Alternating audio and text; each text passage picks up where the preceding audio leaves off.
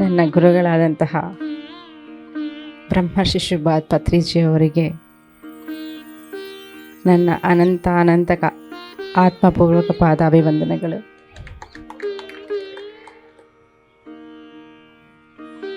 ನಿಜವಾಗ್ಲೂ ನಾವು ಪತ್ರಿ ಸರ್ನ ಯಾವಾಗೂ ಮರೆಯೋದೇ ಇಲ್ಲ. ಯಾಕಂದರೆ 2004 ಇಂದ ಮೆಡಿಟೇಷನ್ ಮಾಡ್ತಿದ್ದೀನಿ. 1997 ನನ್ನ ದೊಡ್ಡ ಮಗಳು ಪ್ರೆಗ್ನೆಂಟ್ ಇದ್ದಾಗ ಪುಂಗ್ನೂರಿಗೆ ಬಂದಿದ್ದರು ಪತ್ರಿ ಸರ್ ಒಂದು ಸರಿ. ಆವಾಗ ಸರಿಂದ ನನಗೆ ಒಂದು ಮೆಡಿಟೇಷನ್ ಅನ್ನೋ ಬೀಜ ಬಿತ್ತು. ಬಟ್ 2004 ಅದು ಮೊಳಕೆ ಎತ್ತಕ್ಕೆ ಸ್ಟಾರ್ಟ್ ಆಯಿತು. ನಿಜವಾಗ್ಲೂ ಧ್ಯಾನ ಅನ್ನೋದು ಮನುಷ್ಯನ ಎಷ್ಟು ಚೇಂಜ್ ಮಾಡತ್ತಪ್ಪ ಅಂತ. ಯಾವುದೋ ಡಿಪ್ರೆಷನಲ್ಲಿದ್ದು ಯಾಕೆ ಬಂತು ಈ ಡಿಪ್ರೆಷನ್ನು ಅಂದಾಗ ಒಂದು ಸ್ಪಿರಿಚುವಲ್ ರಿಯಾಲಿಟಿ ಅನ್ನೋ ಸಿಕ್ತು. ಸಿಕ್ಕಿದ ಮೇಲೆ ಮತ್ತೆ ನನ್ನ ಲೈಫಲ್ಲಿ ಪತ್ರಿ ಸರ್ ಹೇಳಿದಂತಹ ಒಂದು ಧ್ಯಾನ ಆಗಲಿ ಅದು ಮತ್ತೆ ಇನ್ನು ಸ್ವಲ್ಪ ಬೆಳೀತು. ಸರ್ ಹೇಳಿರುವಂತಹ ಅವಾಗ ನನಗೆ ಡಿಪ್ರೆಷನಲ್ಲಿದ್ದಾಗ ಅನಿಸ್ತಾ ಇತ್ತು ನನಗೆ ನಾರ್ಮಲ್ ಆಗಬೇಕು ಅಂತ. ಬಟ್ ನಾರ್ಮಲ್ ಅಂದರೆ ಏನು? ಎಲ್ಲರೂ ಸಹ ದೇವರೇ, ಆ ದೈವತ್ವವನ್ನು ನಿಮ್ಮಲ್ಲೇ ಕಂಡುಕೊಳ್ಳಿ ಅಂತ ಹೇಳಿರುವಂಥ ಮೊಟ್ಟ ಮೊದಲ ಗುರುವು ನಮ್ಮ ಬ್ರಹ್ಮರ್ಷಿ ಪತ್ರಿಜಿ ಅವರು. ಅದನ್ನು ತೆನ್ಕೊಂಡ್ಮೇಲೆ ಅನಿಸ್ತು, ಓಹೋ ಎಲ್ಲರೂ ಅಬ್ನಾರ್ಮಲ್ ಆಗಿದ್ದಾರೆ, ನಾರ್ಮಲ್ ಆಗಿಲ್ಲ ಅಂತ ಅವಾಗ ಅರ್ಥ ಆಯಿತು. ಈ ಧ್ಯಾನದ ಹಾದಿಯಲ್ಲಿ 15 ವರ್ಷದಿಂದ ಆ ಸಾಧನೆ ಮಾಡ್ತಾ ಎಷ್ಟು ಆನಂದಕರವಾಗಿ ಇದೆಯೋ ಈ ಧ್ಯಾನ ಅಂದರೆ ಪ್ರತಿ ಕ್ಷಣ ನಾನು ತಿಳ್ಕೊಳ್ತಾನೆ ಇರ್ತೀನಿ. ಈ ಮಹಾನ್ ಭಾವ ಬಂದು ಧ್ಯಾನ ಹೇಳ್ಕೊಡ್ದಿರ ಇದ್ರೆ ಈ ಪ್ರಪಂಚ ಅಲ್ಲಕಲ್ಲೋಲ ಆಗ್ತಾಯಿತ್ತು ಅಂತ.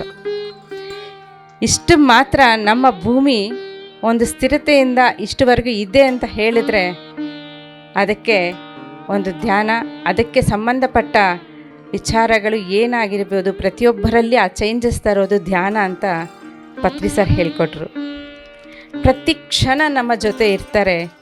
ನಾವು ಮುಂದೆ ಎಲ್ಲರಿಗೂ ಧ್ಯಾನ ಹೇಳ್ಕೊಡ್ಬೇಕು, ಎಲ್ಲರೂ ಚೆನ್ನಾಗಿರಬೇಕು, ಎಲ್ಲರೂ ಅಬ್ನಾರ್ಮಲ್ ಸ್ಟೇಟಸ್ಸಿಂದ ನಾರ್ಮಲ್ ಸ್ಟೇಟಸ್ಸು, ನಾನೇ ದೈವ ಶಕ್ತಿ ಅನ್ನೋದು ನನ್ನಲ್ಲೇ ಇದೆ, ಆ ದೇವರು ಅನ್ನೋದು ನನ್ನಲ್ಲೇ ಇದ್ದಾರೆ ಅನ್ನೋದು ತಿಳ್ಕೊಳ್ಳೋಕ್ಕೆ ನಮಗೆ ಧ್ಯಾನ ಎಷ್ಟೋ ಉಪಯೋಗಕರ ಆಗತ್ತೆ.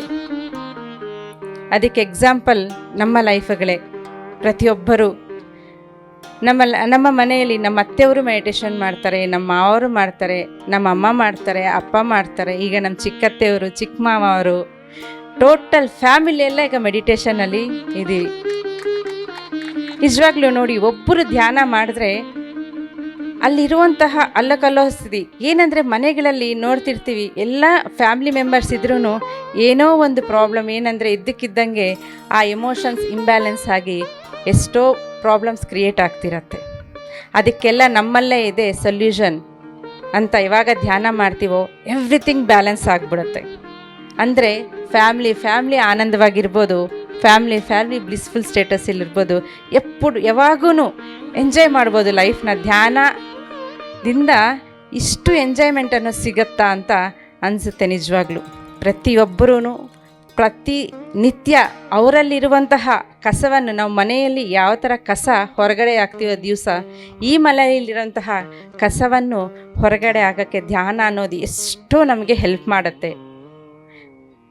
ನಾನು ಏನು ಪಡ್ಕೊಂಡಿದ್ದೀನಿ ಅನ್ನೋದಕ್ಕಿಂತ ನಾನು ಏನು ಹೋಗೊಟ್ಕೊಂಡಿದ್ದೀನಿ, ನಾನು ಏನು ಗುರುತಿಸಿದ್ದೀನಿ ನನ್ನಲ್ಲಿ ಹೋಗೊಟ್ಕೋಬೇಕಾಗಿರೋ ಒಂದು ಗುಣಗಳು, ಬೇಡದಿರೋ ಇರೋ ಗುಣಗಳನ್ನು ನಾನು ಹೊರಗಡೆ ಹಾಕಬೇಕು ಅಂದರೆ ಅದು ಧ್ಯಾನ ಅನ್ನೋದು ನಮ್ಮನ್ನು ಎಷ್ಟೋ ಶುದ್ಧಿಗೊಳಿಸುತ್ತೆ.